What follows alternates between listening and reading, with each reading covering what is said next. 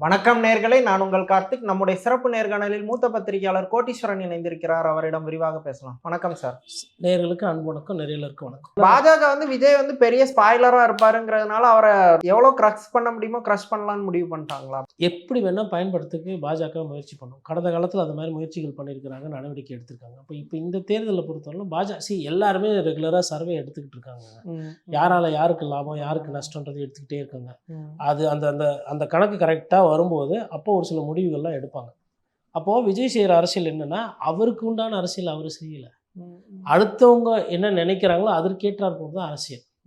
திமுகவை வீழ்த்தணும்னு நினைக்கிறீங்கன்னா நீங்கள் ஒரே தேர்தலில் திமுகவை 170 சீட்டு நின்று மேலே 120 சீட்டு நின்று ஜெயிச்சிருவீங்க, அதிமுக 120 சீட்டு முன்னாடி ஜெயிச்சிருவீங்க, பாஜகவையும் கலைச்சி விட்டுருவீங்க. ஜனநாயகனுக்கு எதிராக அவங்க குரல் கொடுக்கணும், இவங்க குரல் கொடுக்கணும்னு விஜய் ஃபேன் சொல்கிறாங்க. விஜயே ஆனால் குரல் கொடுக்க முடியாத ஒரு பயந்த நிலையில தான் இருந்துட்டு இருக்கிறாரு. இல்லை, நான் அது பயந்தாங் நிலைன்னு நான் ஃபஸ்ட்டு அப்படி பேசிக்கிட்டு இருந்தேன். இது டிசம்பர் மாதம், மார்கழி, அது பனியெலாம் இருக்கிறதுனால நான் இப்படி புரிஞ்சுக்கிறேன். தொண்டையில் கட்டி திமுகனா ஈஸியாக இருக்குது, பாஜகனா பாஜக சொல்லணும், தொண்டையில் கட்டி அதெல்லாம் வரல. தைரியம் இல்லைன்னா நம்மள தான் சொல்லுவாங்க. 100% தைரியம் இல்லைங்க. பத்தாவது தொண்டையில் வேற கட்டி பண்ணி ஒரு சின்னதாக இப்போ முதல்வர் கூட நேரடியாக சொல்லலாம், சிபிஎஃப்சியும் இடி மாதிரி ஒரு இதாக செயல்படுதுங்கிற அளவுக்கு விமர்சிச்சிருக்காரு. அட்லீஸ்ட் அந்த லெவலுக்காவது விமர்சிச்சிருந்துருக்கணும். அது அரசியல்வாதியாவது அதை பண்ணியிருந்துருக்கணும். ஆனால் இல்லைங்க, நான் ஃபர்ஸ்ட்லேருந்தே சொல்கிறேன், அவர் பார்ட் டைம் பாலிடிக்ஸ் தான் பண்ணுறாரு. அவர் ஃபுல் டைம் பாலிடிக்ஸ் பண்ணல, பார்ட் டைம் பாலிடிக்ஸ் தான் பண்ணுறாரு. பார்ட் டைம் பாலிடிக்ஸ்க்கு இது போதும். சரி, ஒரு அரசியல்வாதிக்கு டெட்லைன் கிடையாதுங்க. அதாவது மக்களால் தேர்ந்தெடுக்கப்பட்ட பிரதிநிதினா உங்களுக்கு ஒரு சில அழுத்தங்கள் வரும். ஒரு எம்எல்ஏவா அவங்க கோரிக்கையை கேட்கணும், அதுவே நிறைய பேர் கேட்கறதுல வச்சுக்கோங்க, வேறு விஷயம்.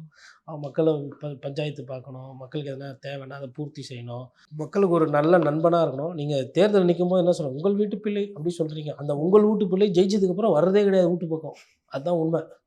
ஓகேங்களா? இப்போ இவர் விஜயை பொறுத்தவரை இன்றைக்கி சட்டமன்ற உறுப்பினரோ இல்லை நாடாளுமன்ற உறுப்பினரோ எதுவுமே கிடையாது. அதனால் அவருக்கு ரெஸ்பான்சிபிலிட்டியே கிடையாது. அவர் எதிர்கட்சியும் கிடையாது, ஆளுங்கட்சியும் கிடையாது. அவருக்கு என்ன தோணுதோ அவ்வளோ பண்ணால் போதும், அதுவே அரசியல். அந்த அரசியலையும் அவர் ரொம்ப ரொம்ப கம்மியாக பண்ணுறாரு. அவங்க ஃபேன்ஸ்க்கும் அதுவே போதும். ஃபேன்ஸ்க்கு படமே போதும்.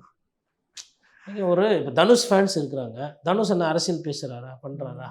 இட்லி கடை ஒரு நல்ல படம் ஓடலை, சரியா, அது வேறு விஷயம். ஆனால் தனுஷ் ரசிகர்கள் போய் பார்த்தாங்கல்ல அந்த படத்தை, அது மாதிரி தான் இவர் இவருக்கு என்ன ஏதுன்றது தெரியாது. காங்கிரஸ் கூடவும் கூட்டணி போக முடியாது, ஏன்னா அவங்க வர தயாராக இல்லை. காங்கிரஸும் உங்களை வச்சுக்கிட்டு பிஜேபி கூட போயிடக்கூடாதுன்னு தான் பண்ணிக்கிட்டு இருக்குது. காங்கிரஸ் உங்கள் கூட வரேன்னு சொல்லிட்டு அந்த அரசியல் அவங்க பண்ணல. இப்போ போக ஒரு ஸ்டேஜாக இருக்கும். நான் அரசியலில் பேசுகிறது ஒன்றா இருக்கும், நடவடிக்கை வேறையாக இருக்கும். இப்போ காங்கிரஸோட நோக்கம் என்பது ஒரே நேரத்தில் பிஜேபி கூட விஜயை போக விடாமல் தடுக்கணும். ஒன்று அரசியல் ரீதியாக, இல்லை கொள்கை ரீதியாக. அரசியல் ரீதியாக திமுக கிட்ட அதிக சீட்டு விஜயை காட்டி வாங்கணும். இது காங்கிரஸ் பண்ணுற அரசியல். இவர் சொல்கிறார்ல, கொள்கை அரசியல் எதிரி அரசியல், அதெல்லாம் கிடையாது. இதுதான், இது புரிஞ்சுக்கணும். தனியாக நின்னா ஜெயிச்சு தோக்க முடியாது, ஜெயிக்க முடியாது, தோற்று தான் போவோம். காங்கிரஸ்க்கு தெரியும், காங்கிரஸ் கட்சி என்ன அரசியல் பண்ணி பாருங்க விஜய் வைத்து. இல்லை, ஆனால் காங்கிரஸ் வெறும் அரசியலுக்காக பண்ணுறாங்களா இல்லையா, இல்லை ஒரு செட்டுக்கு உண்மையிலே விஜய் கூட போகணுன்ற ஒரு விருப்பம் இருக்குதா? ஏங்க, இப்போ ஒரு கும்பலாக ஒரு 20 பேர் ராஜினாமா பண்ணிட்டு போய் விஜய் தலைமையில் சேர்ந்தால் யார் வேணான்னு போகிறாங்க? விஜய் ஃபஸ்ட்டு, நீங்களாம் விஜய் நீங்கள் அவர் கதுவே திறந்து பேச மாட்டேன்றாரு. அவர் வெறும் மேலே இருக்கவங்க கூட தானே பேசிகிட்டு இருக்காரு. அதாவதுங்க, ஒரு நிலையற்ற தன்மையில் இருக்கிறார் அவர் விஜய் அவர்கள். அவர் எதனா ஒரு உத்தரவாதம் கொடுக்குறாரு கொள்றாருன்னா ஏதோ ஒரு முடிவு எடுப்பாங்க. அப்புறம் நன்றி கூட சொல்ல மாட்டேன்றாரு. இவரை நம்பி கண்ணெதிரில் பார்த்தோம், அதிமுகவில் இவரால் ஒரு 20 நாள் 30 நாள் வேஸ்ட் ஆயிடுச்சு. அதிமுகக்கு 20 நாள் 30 நாள் தண்டமாக போச்சு. விஜய்னே பேச அந்த எழுச்சி பயணம் அழகாக போயிட்டு இருந்தது. பச்சை கலர் பஸ்ஸில் எடப்பாடி பழனிசாமி அவர்களுக்கு கூட்டம் அதிகமாக வருதுன்னு சொல்லிட்டு எல்லாம் வந்தாங்க. இவர் போனார், கரூரில் சம்பவம் வந்தது, அதிமுகவோட கிராஃபை தேவையில்லாமல் இது பண்ண. இப்போ இவங்க என்ன பண்ணுறாங்கன்னா எல்லாரும் எதிர்க்க போகிறாங்க. அதுக்கு தான் அவங்களும் வெயிட்டிங். ஃபஸ்ட்டு பூத்துக்கு வாங்க, ஃபஸ்ட்டு தொகுதியை சொல்லுங்கள்.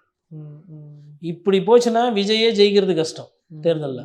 ஃபஸ்ட்டு விஜய் ஜெயிச்சிருவாருன்னு சொல்லிகிட்டு இருந்தேன். ஏன்னா 3 நாள் விசாரணை, இல்லை 2 நாள் விசாரணை, திருப்பி சம்மனு, திருப்பி ஏறிங்க. அதுக்கப்புறம் சரி, இப்போது இன்றைக்கி தான் சிபிஐக்கு போனோம். நேற்று என்ன பண்ணியிருந்தார் சார் வீட்டில் அரசியல்? ஆஸ் யூஷுவல் வீட்டில் இருந்தார். முன்னாள் என்ன பண்ணார் அரசியல்?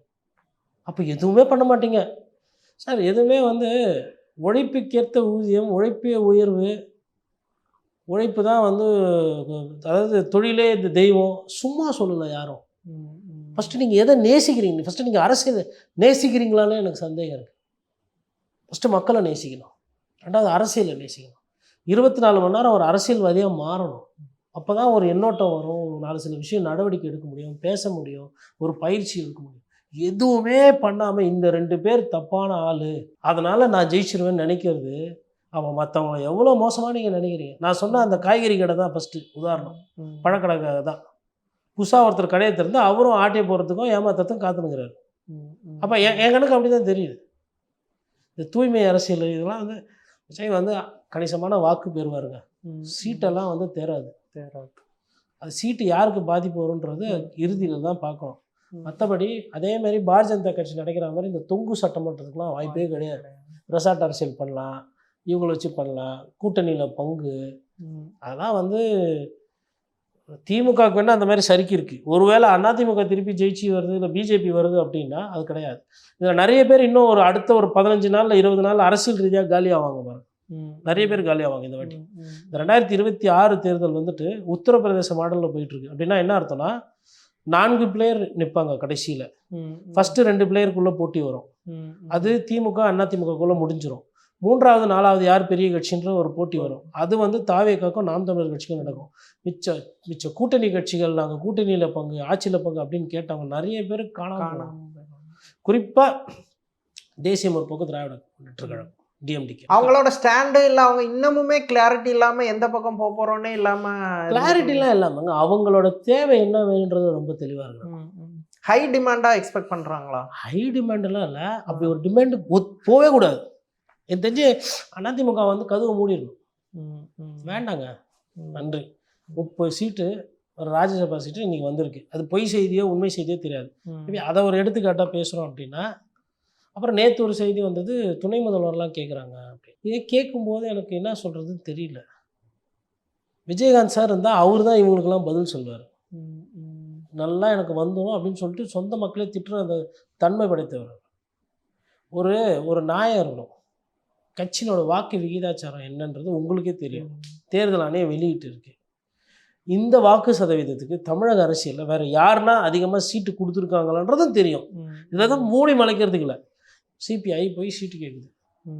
இல்லைப்பா வாக்கு விகிதாச்சாரம் போன வாட்டி இவ்வளோ கொடுத்தா இவ்வளோ வாட்டி இதுக்குள்ளே பேசுங்க அப்படின்னா அது ஒரு வியாபாரம், அது ஒரு கூட்டணி, அது ஒரு கூட்டணி தரம், அது கொள்கை. இப்படி எடுத்தாலும் கூட ஒரு 0 போட்டு கொடுங்க அப்படின்னா எதில் ஒரு நெஞ்சு வலி வருமா வராதா? அது மாதிரி தான் இருக்கு. ராஜ்யசபா உறுப்பினர்ன்றது 34-35 எம்எல்ஏ எக்ஸாமோ அசால்ட்டாக கேட்குறீங்க, ஆளாளுக்கு கேட்குறீங்க. அப்போ எவ்வளவு ஒரு பேக்டோர் வழி அரசியல் தானே பண்ண நினைக்கிறீங்க. அப்போ நீங்கள் வந்து தொடக்கம் முதலே கட்சியில் இருந்து தொடர்ந்து எல்லா போராட்டத்திலையும் பங்கேற்று ஒரு மாதிரி இதெல்லாம் பெருமையாக நினைக்கிறாங்க அந்த ராஜ்யசபா சீட்டை. ரைட்டுங்களா?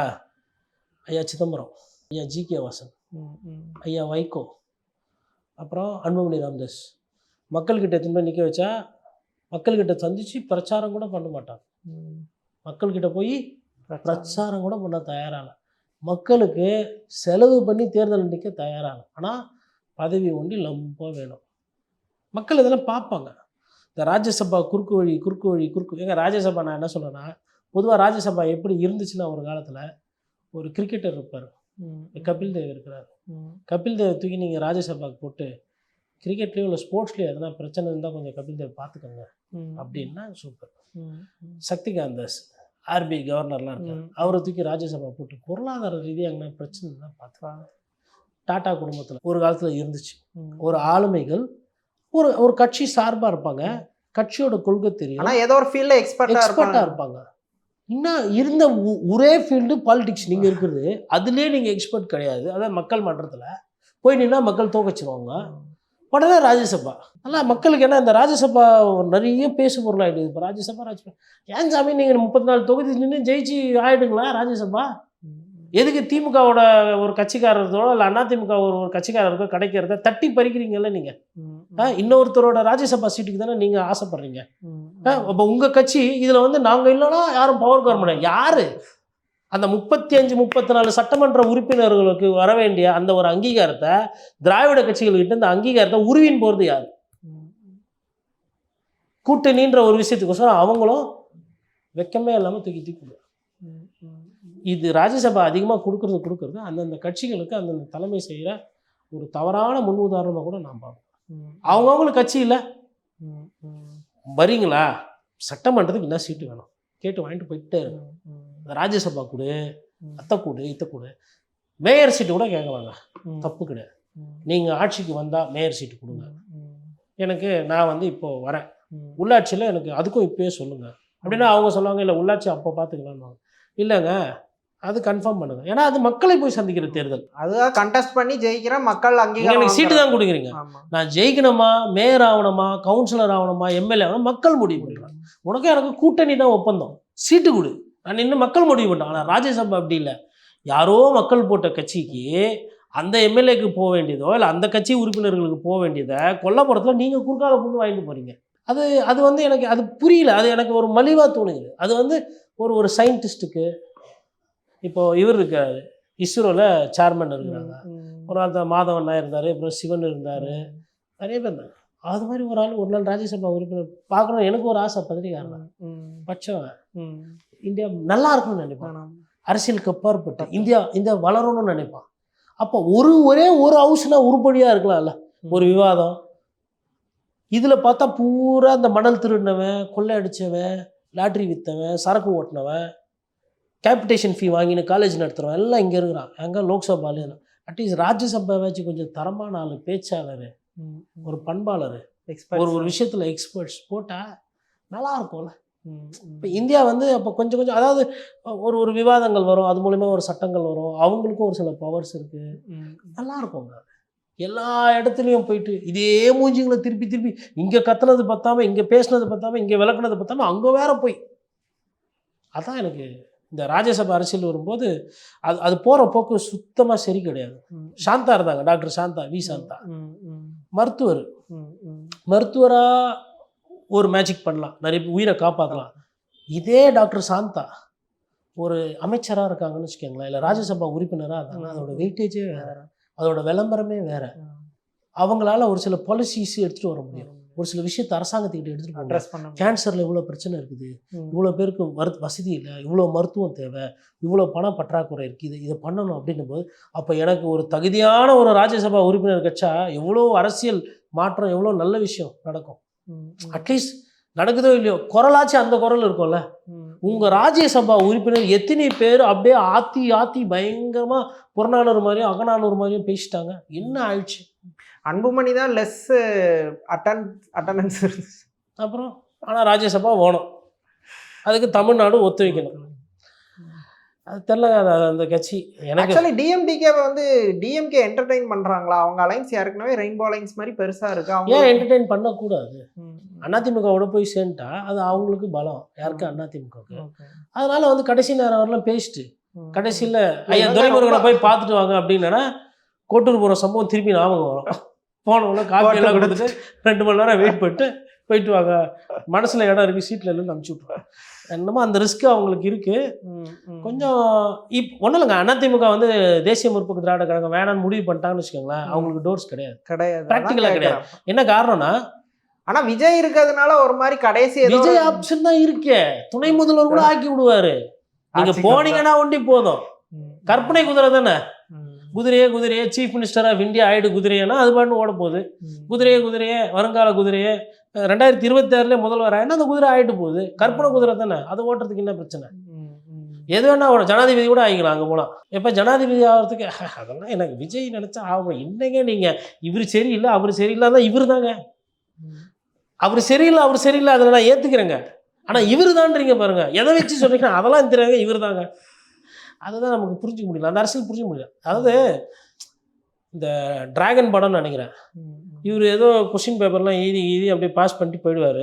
அந்த பிரின்சிபல் கூப்பிட்டு நீ வந்து குறுக்கு வழியில் இந்த எத்துக்கு வந்துட்ட, உனக்கு இன்ஃப்ராஸ்ட்ரக்சர் வீக்கு, கீழ் மட்டும் நீ தட்டி விட்டா பேஸ்மெண்ட் வீக்கு, நீ ஒன்றுத்துக்கும் உதவ மாட்டேன்னு சொல்லி கரெக்டாக பிடிப்பார். அதே சீனை வசூல் ராஜா எம்பிபிஎஸ்ல கடைசி சீனில் கேட்பாங்க, what is the symptoms of diabetes mellitus அப்படின்னா இவர் நம்ம உலகநாயகன் சார் தடுமாட்டு அப்புறம் சொல்லுவார், லாஸ் ஆஃப் அப்படைட்,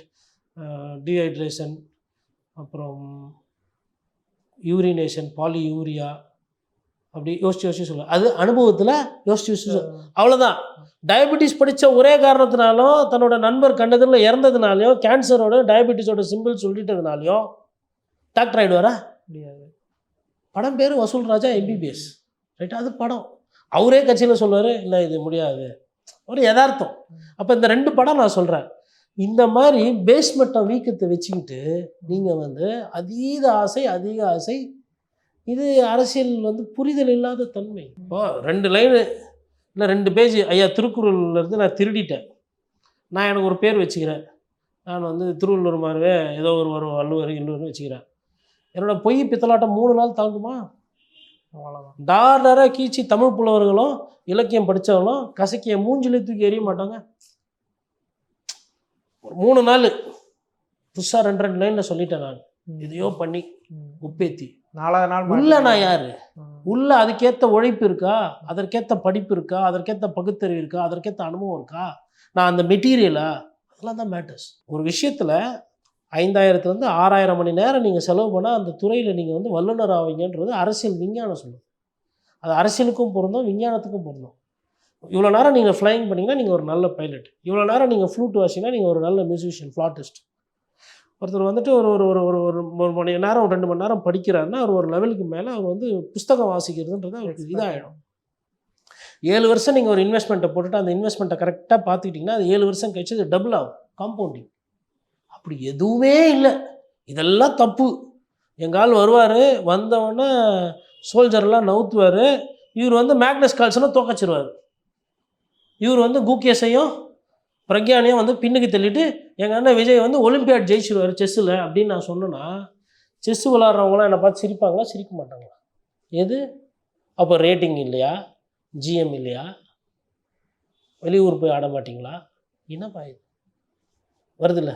ஆனால் அரசியல்னு வரும்போது வண்டி நான் பாடம் படிக்க மாட்டேன், நான் மக்களை போய் சந்திக்க மாட்டேன், அரசு எப்படி நிர்வாகம் இருக்குன்றதை புரிஞ்சிக்க மாட்டேன், அரசு ஊழியர் பிரச்சனை எனக்கு தெரியாது, எனக்கு தெரிஞ்சதெல்லாம் படம் நடிக்கிறது, அந்த படத்துக்கு எதனா பிரச்சனை இருந்தாலும் நான் பேச மாட்டேன்.